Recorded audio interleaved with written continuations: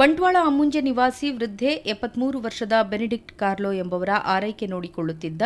ಬಂಟ್ವಾಳ ಅಮಟಾಡಿ ನಿವಾಸಿ 23 ವರ್ಷದ ಎಲ್ಮಾ ಪ್ರೆಶ್ಚಿತ್ ಬರೆಟ್ಟೋ ಎಂಬಾಕೆ ವೃದ್ಧೆಯ ಬಳಿಯಿದ್ದ ಚಿನ್ನಾಭರಣಗಳನ್ನು ಸುಲಿಗೆ ಮಾಡುವ ಉದ್ದೇಶದಿಂದ ತನ್ನ ಸ್ನೇಹಿತ ಬಂಟ್ವಾಳ ನರಿಕೊಂಬು ನಿವಾಸಿ ಸತೀಶ್ ನಾಯಕ್ ಎಂಬಾತನ ಸಹಾಯದಿಂದ ವೃದ್ಧೆ ಸೇವಿಸುವ ಆಹಾರದಲ್ಲಿ ವಿಷ ಬೆರೆಸಿ ಕೊಲ್ಲಲು ಯತ್ನಿಸಿ ಅದರಲ್ಲಿ ಸಫಲರಾಗದಿದ್ದಾಗ ಮತ್ತೋರ್ವ ಆರೋಪಿ ಬಂಟ್ವಾಳ ನರಿಕೊಂಬು ನಿವಾಸಿ ಚರಣ್ ಕುಮಾರ್ ಎಂಬಾತನ ಸಹಾಯದಿಂದ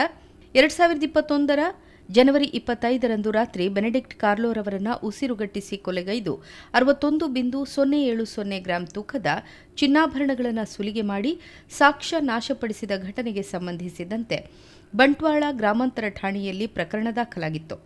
ಸದ್ರಿ ಪ್ರಕರಣದಲ್ಲಿ ಆಗಿನ ಬಂಟ್ವಾಳ ಗ್ರಾಮಾಂತರ ಠಾಣಾ ಉಪನಿರೀಕ್ಷಕರಾದ ಪ್ರಸನ್ನ ಎಂಎಸ್ ಅವರು ಆರೋಪಿಗಳನ್ನು ವಶಕ್ಕೆ ಪಡೆದು